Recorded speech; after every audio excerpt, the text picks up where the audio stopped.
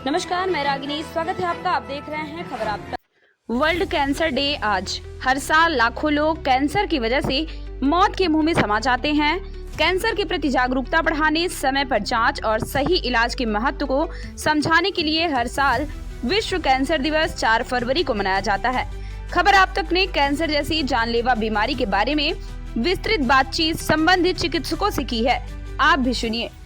हर वर्ष कैंसर जैसी जानलेवा बीमारी के चलते लाखों लोग असमय ही काल के गाल में समा जाते हैं। वजह यह है कि समय जैसे ही कैंसर नामक बीमारी किसी व्यक्ति को पकड़ती है तो उसकी पहचान नहीं हो पाती और समय से उपचार नहीं हो पाता है। तो कहीं न कहीं लापरवाही के चलते कैंसर जैसी जानलेवा बीमारी के चलते लोग मौत के मुंह में समा जाते हैं।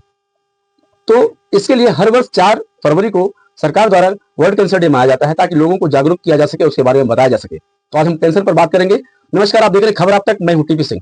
कैंसर जैसे जानलेवा बीमारी के बारे में हमारे साथ बातचीत करने के लिए मौजूद हैं वरिष्ठ कैंसर रोग विशेषज्ञ डॉक्टर अजीत मार्गो साहब। हम उनसे बातचीत करेंगे। डॉक्टर साहब, आपका बहुत बहुत स्वागत है हमारे इस चैनल में। ये कैंसर डे मनाया जा रहा है, कैंसर के बारे में लोगों को बताइए। ये कैंसर है क्या, उसकी पहचान कैसे की जाए? देखिए, सबसे पहले तो मैं आपका बहुत बहुत धन्यवाद देना चाहूँगा कि आप विश्व कैंसर दिवस के अवसर पर बहुत अच्छा जागरूकता कार्यक्रम कर रहे हैं और आप अपने चैनल के माध्यम से एक समाज को संदेश दे रहे हैं कि कैंसर जैसी गंभीर बीमारी के लिए जागरूक होना चाहिए। देखिए, कैंसर जो है मतलब कह सकते हैं कि हर अंग में अलग अलग प्रकार से ये प्रेजेंट करता है, प्रदर्शित करता है। जैसे कि अगर विभिन्न क्षेत्र में देखा जाए तो सबसे ज़्यादा मुंह के कैंसर और बच्चेदानी के कैंसर और ब्रेस्ट कैंसर मिलते हैं। जैसे कि विभिन्न क्षेत्र में अगर देखा जाए तो सबसे ज़्यादा मुंह के कैंसर का मुख्य कारण है यहाँ पर सबसे ज़्यादा पान, गुटखा, खैनी बहुत ज़्यादा इस्तेमाल होता है।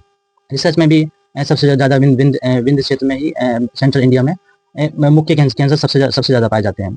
यदि तंबाकू को सही समय पे छोड़ दिया जाए और यदि कोई तंबाकू खा रहे हैं तो उसमें यदि शुरुआत में जैसे परिवर्तन होते हैं, जैसे मुंह का कम खुलना, सफ़ेदपन या फिर नीलापन पड़ रहा है या फिर इसमें छाले आ रहे हैं, तो अगर समय पे डॉक्टर को या विशेषज्ञ को दिखाते हैं तो समय पे जानकारी मिलने पर उसकी रोकथाम की जा सकती है और कैंसर जैसे बीमारी को उसको ठीक किया जा सकता है। डॉक्टर साहब, आपको संजय गांधी में भी आप पदस्थ हैं जी। तो यहाँ अपने विंध्य क्षेत्र का क्योंकि सबसे बड़ा हॉस्पिटल है, यहाँ कैंसर के उपचार के लिए क्या क्या सुविधाएं हैं?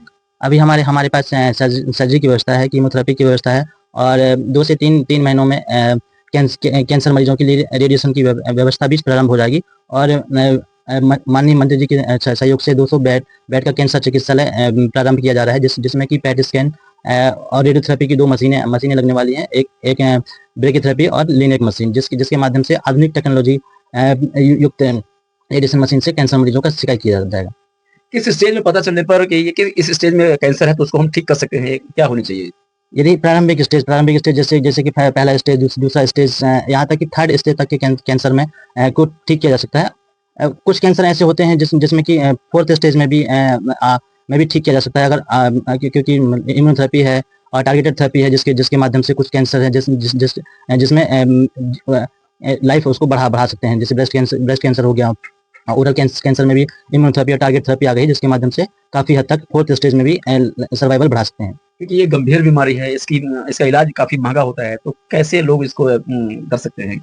आजकल शासन की अच्छी सुविधा है आयुष्मान, जिसके माध्यम से 5 लाख तक का फ्री उपचार जो है प्रतिवर्ष मिलता है। अगर वो आयुष्मान बनवाकर किसी भी संबंधित अस्पताल में यदि उपचार करवाता है तो 5 लाख तक का फ्री उपचार मिल सकता है। यदि किसी को कैंसर है तो क्या उसकी दवा हमेशा चलेगी कि उसकी एक टाइम पीरियड होता है?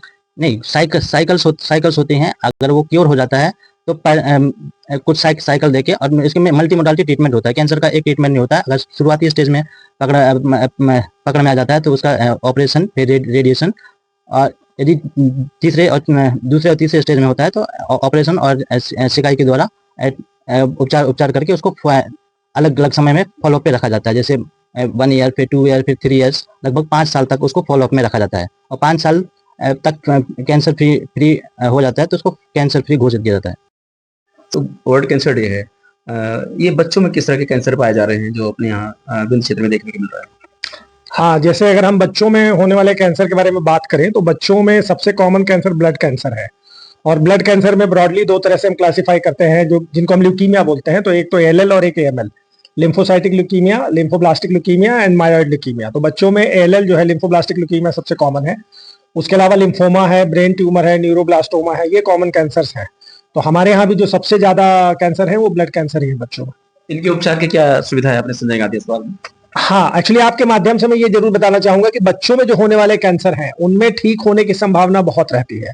जैसे बड़ों में अगर हम कैंसर देखते हैं तो मोस्टली लाइफस्टाइल कैंसर रहते हैं और उनमें ठीक होने के चांसेस बहुत कम रहते हैं। और उनमें अगर मान लीजिए बड़ों में कोई कैंसर होता है, हम ठीक कर भी देते हैं तो 5 साल 10 साल की लाइफ हम देते हैं, लेकिन बच्चों में अगर हम कोई कैंसर ठीक कर देते हैं तो आप ये मान लीजिए कि अगले आने वाले 70-80 साल का जीवन हम उनको दे पाते हैं।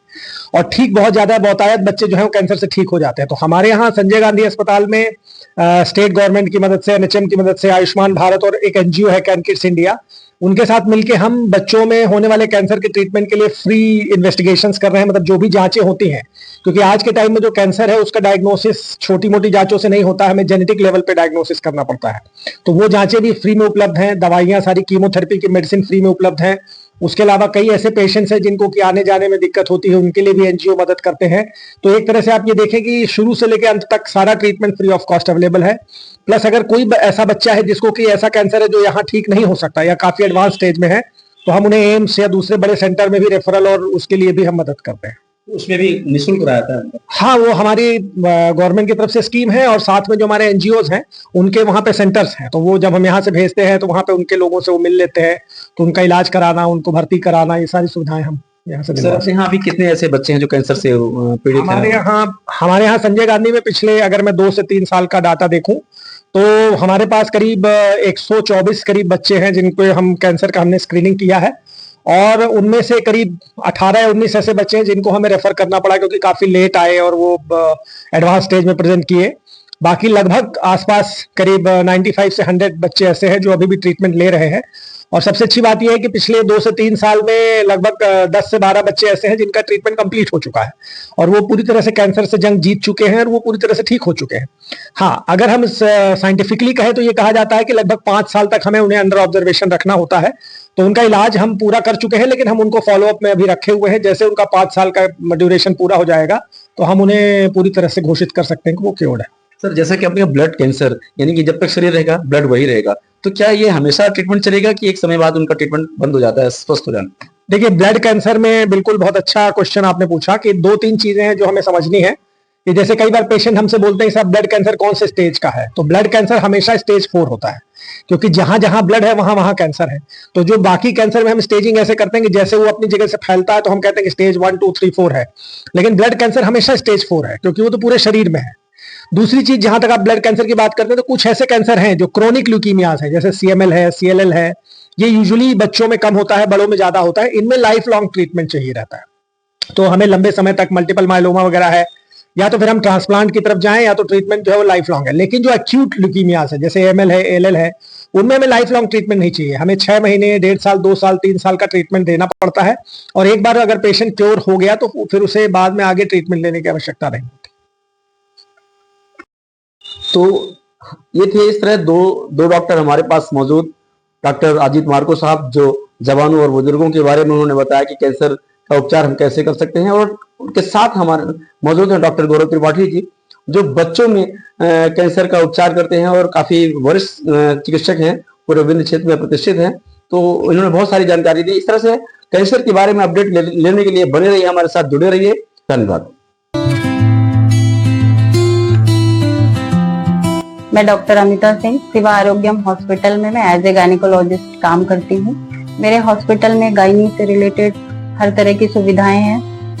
सिजेरियन होता है, हिस्टेक्टमी होती है और ओपीडी केसेस भी बहुत अच्छे से देखे जाते हैं, और भी केयर है ओपीडी की, माइनर ऑपरेशंस भी होते हैं और टाइम टू टाइम जब भी इमरजेंसी होती है 24 आवर अपने हॉस्पिटल में अवेलेबल रहते हैं।